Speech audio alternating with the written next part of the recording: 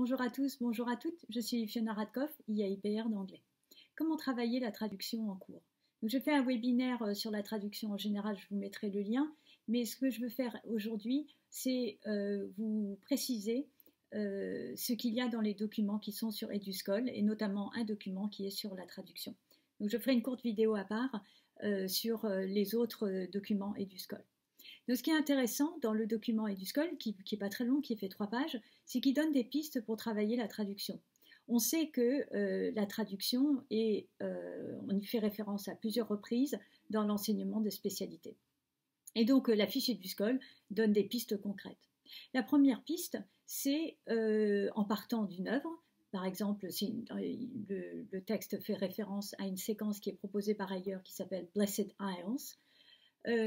On peut demander aux élèves de partir d'un document en anglais, de mettre en traduction automatique, par exemple sur Google Traduction, etc., et de voir ce que ça donne, et en passant de l'anglais en français, de se rendre compte que, en français, il n'y a pas nécessairement du sens. Donc ça, c'est un premier exemple. Un deuxième exemple, c'est toujours dans le cadre d'une œuvre complète ou d'un texte, puisque l'objectif, ce n'est pas de faire la traduction à part, c'est de l'inscrire dans une séquence. Eh bien, profiter d'un objectif grammatical, par exemple would dans un texte, et de voir comment il peut être traduit en français à chaque fois qu'on va le voir pendant une séquence ou pendant 2 séquences, pour que les élèves puissent comprendre la multiplicité des traductions possibles de would. Et pour que les élèves prennent le réflexe de ne pas toujours traduire de la même façon les mêmes mots. Donc ça, c'est un deuxième exemple de traduction. Un troisième exemple, c'est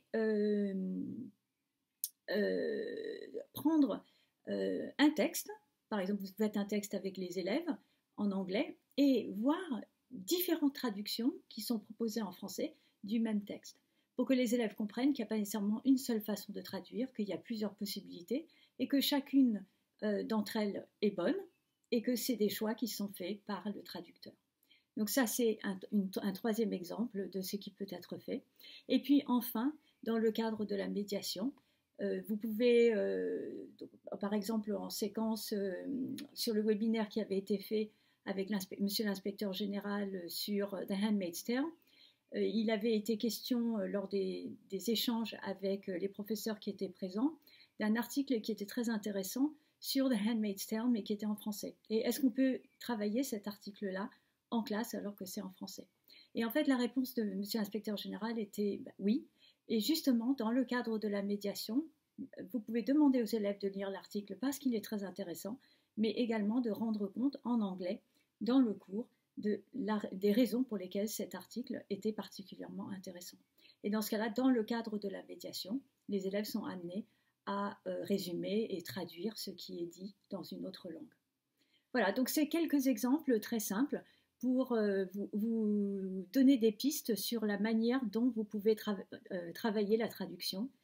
Et tout ça, c'est sur Eduscol, et je vous mettrai le lien sous la vidéo. Voilà, je vous souhaite à tous et à toutes une excellente continuation. Au revoir.